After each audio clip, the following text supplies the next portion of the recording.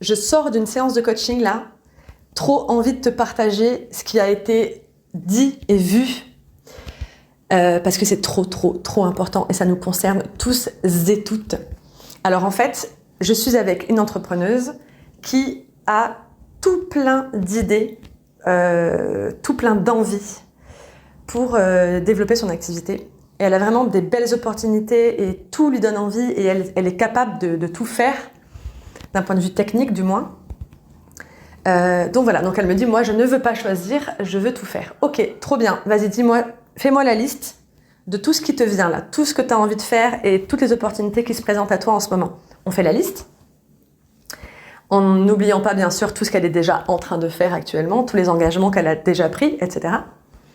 Et ensuite, en face de cette liste, on met un nombre d'heures réelles ou estimées du temps nécessaire à la réalisation de ce projet. Et là, principe de réalité qui fait toujours un petit peu mal, l'un de ces projets actuels qui n'est absolument pas rentable lui prend déjà 100%, allez 95% de son temps disponible pour développer son activité. Ouais, ça fait mal. Pardon pour ce bruit de vibreur, parce que j'enregistre sur mon téléphone. Note pour moi-même, me passer en silencieux quand j'enregistre un truc. Bref, ça, les meufs, c'est le principe de réalité. C'est-à-dire que, malheureusement, il y a 24 heures dans une journée. Ça fait quoi, 168 heures par semaine? Quelque chose comme ça, je ne sais plus.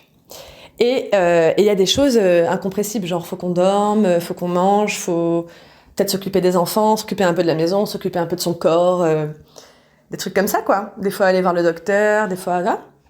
Donc en fait, on ne dispose pas de 24 heures pour développer toutes nos idées. Et du coup, on est obligé de faire des choix. Et je sais que c'est extrêmement difficile de renoncer à des choses qui nous enthousiasment, qui nous font kiffer, qui sont des super opportunités où on se dit que on n'aura peut-être pas l'occasion de les réavoir, etc. Mais le principe de réalité ne ment pas.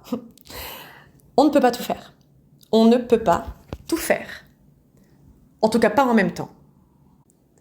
La partie de toi qui dit « Moi, je veux pas renoncer. Moi, je veux pas choisir. Moi, je veux pouvoir tout faire parce que je suis comme ça.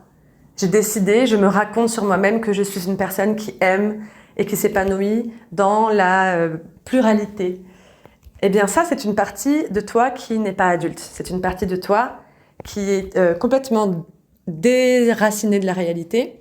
Et si tu ne t'ancres pas dans la réalité, tu ne peux pas construire la vie, le business de tes rêves, à laquelle tu aspires en tout cas.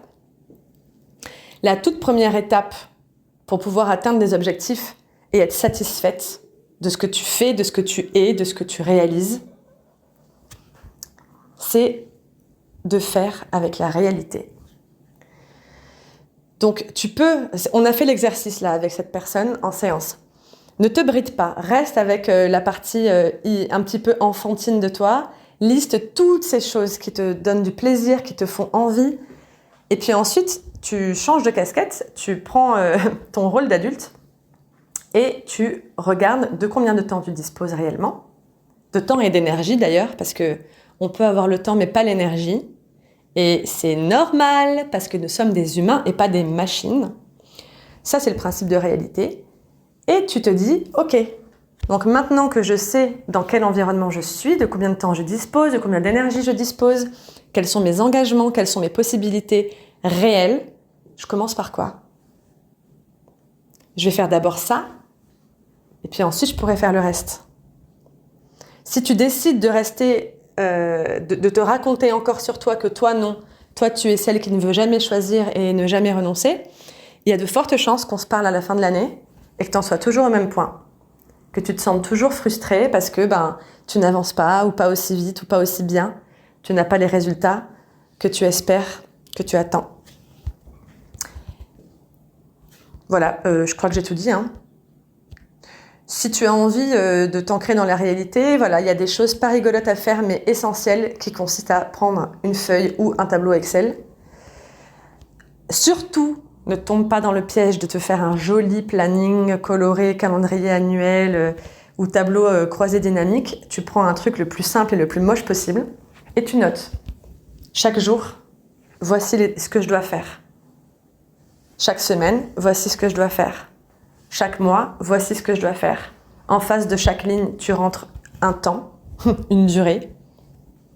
Et à partir de là, tu sais exactement de combien de temps tu disposes pour développer ton activité, tes projets, tes idées. Cap ou pas cap? Partage tes réactions suite à cette note vocale.